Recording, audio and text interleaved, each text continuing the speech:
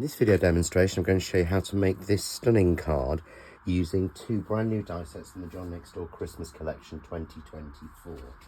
So we're going to be using the JND467, which is the greetings panels. We're going to be using this die from it. And we're also going to be mainly featuring the JND406 Pinecones in this. So there's a beautiful selection of 4 Pinecones where you get a detail die and a backer for it. But you will also get a version of the Hawthorn die as a double, which is absolutely perfect to fit within that ring. So these are the dies that we're going to be using, and this is the card that we're going to make. So we're going to start with the actual circles for the first section. So I've cut a circle here using coconut white card, and I've cut this as a 6-inch circle. So I'm using PCD206 plain circles dies, and I'm using die number 9. So we count from the outside: 1, 2, 3, 4, 5, 6, 7, 8, 9, until we get die number 9, which gives us the perfect 6-inch circle. And this will fit exactly on there. Now the list of all of the sizes of these dies is available on the Crafting with John Next Door group. So we've cut our circle in plain coconut white card, and we're simply then going to take from the greetings panels the beautiful half circle die. We're simply going to put that nice and evenly so we get an even border all the way round. It's a perfect half circle. We simply tape that down. You need to tape that well, as you don't want it to move, so make sure you burnish your tape well, and you simply run that through your die cutting machine. And to do that, we get this panel here. So you get the beautiful 3 snowflakes held with the ribbon sort of ends, the like ties of ribbon with holly in the middle, all based around all of the designs used across the Christmas 2024 die range. Once you've cut that, you simply tie up the next one, and you'll notice what you want to do is to match it again to that edge, giving a nice even border. And it leaves a nice strong band in the middle, which you could obviously stamp a sentiment over. So we run that through, and we get here a perfect mirror image circle of the pieces. So the next thing I've done is I've taken a sheet of card from the Neutrals card pack from the new Coordinations range, and this is the sort of tea colour, and I've added onto this a piece of our double-sided adhesive sheet. So if you can see, if I just peel this away, I will use my pokey tool, because that's the best way to get the container off, the carrier off. We have that beautiful tea colour with the adhesive on the back. And this is being cut with die number 10, which is the next die down in the set, so that we make sure we're using exactly, so that it doesn't overlap. So I'm just going to turn that around. I am using my mat. If you don't have this sort of anti-sticky, the Crafts 2 mat, then you do want to use a piece of the release paper to stop it sticking. So I just place that down, front down, take my circle, and because it's been made that little bit smaller, just by 1/4 of an inch, it fits exactly. And give that a good press and still take it off the mat, which is the benefit of the mat. We would simply then add some glitter to this, or you could add micro beads or something else. So on this occasion, I'm going to use glitter, and I'm using the Craft Artist Laser Glitter in the white for this one. So you simply take a scrap piece of card. You don't want to do this directly onto your mat, as it means your mat will have to then go through the dishwasher or be sort of hand cleaned. You don't want glitter sticking to it. So I'm just going to pop glitter all over, nice and simply, popping that out, and just use my fingers to rub that in, making sure all of the adhesive is covered. I use a very simple decorator's brush to take any excess glitter off. And you see there we get that subtle brown shade through. We get that beautiful sheen of glitter, but we still see the colour. So we'll pop our glitter away and we'll pop it back into our pot. I'm just going to pop it to one side for the minute. And there we have our circle. So now I need to start on the next section of the card. So I'm going to turn that over, and I'm simply going to take some foam tape. I'm using 2mm foam tape, and just pop that on to support in 3 locations like that.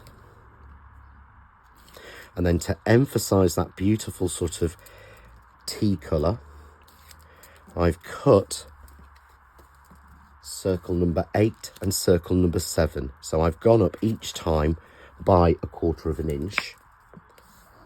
And I'm going to flat mount that. And again, these are all from the Coordinations pack, so it's easy to match the colours. This is the sort of chocolate brown and the tea colour. Put that on to get the border. And we put that again in the centre. And you get a perfect mat between each one by using those press cut mathematically correct circles. Again, I'm just going to turn that over and we're going to add a little bit of foam tape onto the back of there. Nice and simple. And we're then just going to take a card blank. So this is a 7 by 7. We'll just check that for you. Make sure I get this right. So this is a 7 by 7 card blank that's been matted and layered in more of the coconut white, the sort of tea and the chocolate colour, just to bring those colours from the centre forward. And again, making sure it's a top fold card so that it takes the weight, and we put that evenly on there. So the mats have been cut at 6.5, and then we've gone 6.5 and an 8, so we've gone 6 and 5/8, and then we've gone 6 3/4 to give us the perfect same matching style all the way across. So there's our base card completed. What we need to do now is we need to now bring in our next die set, and this is the Pinecones die set. So this is JND406 Pinecones. Nice and simple for this one. All we need to do is we're going to cut this die onto the brown card once. So I've got that just here. Pop that in the centre. And I've done that on the tea coloured card as well. There we go. Perfect. Just once.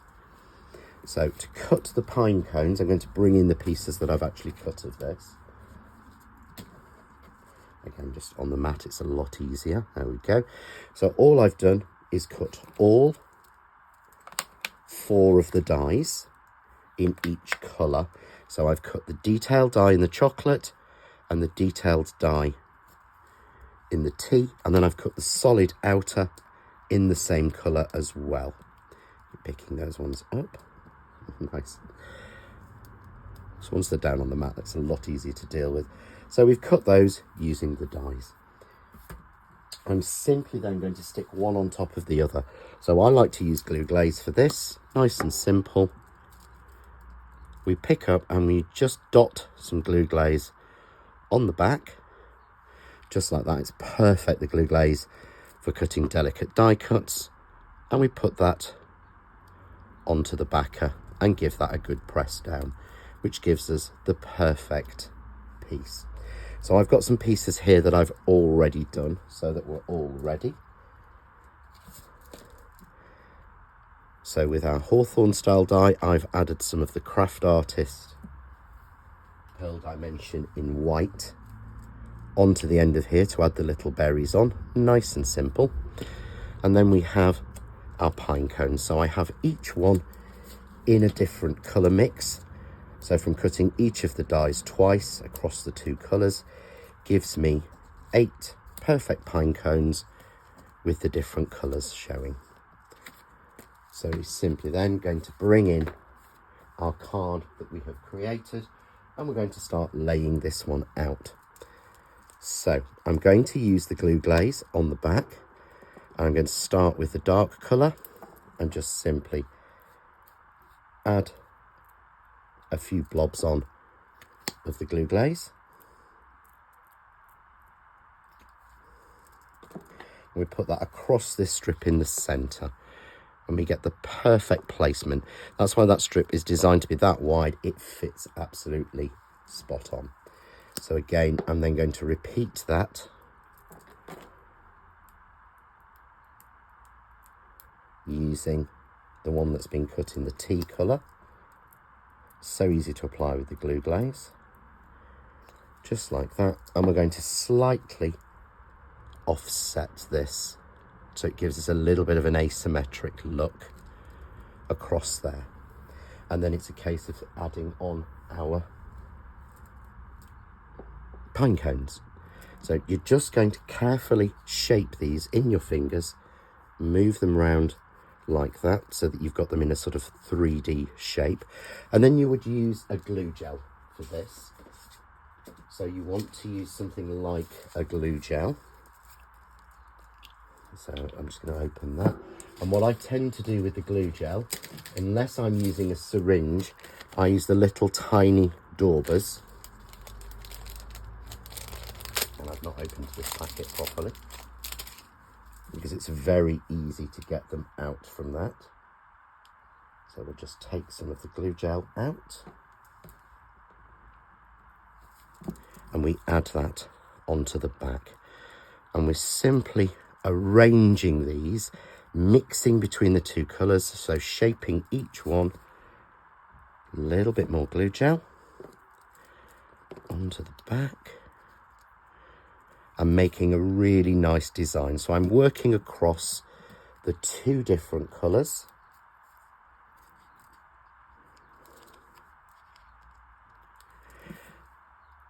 And tucking them in, shaping them each time.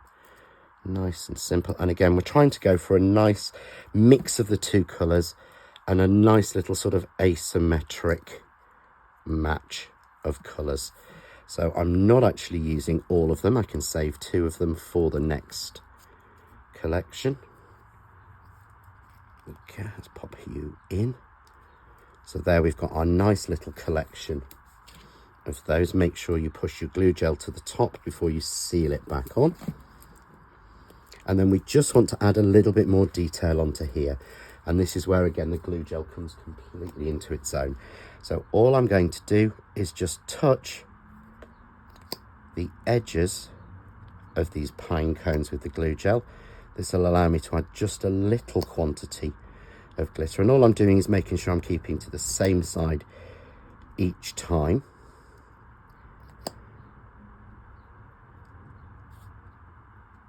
There we go. And again, bring in our piece of paper and just add a little bit of glitter over the top of those pine cones. Nice and simple. Tap off any extra, and that will dry within a couple of minutes, which is what's so good about glue gel. And there we have a beautiful autumnal or Christmas card made using the pine cones and the greetings panels. For more hints, tips and inspiration, why not visit the Crafting with John next door on Crafts2 group on Facebook. Enjoy.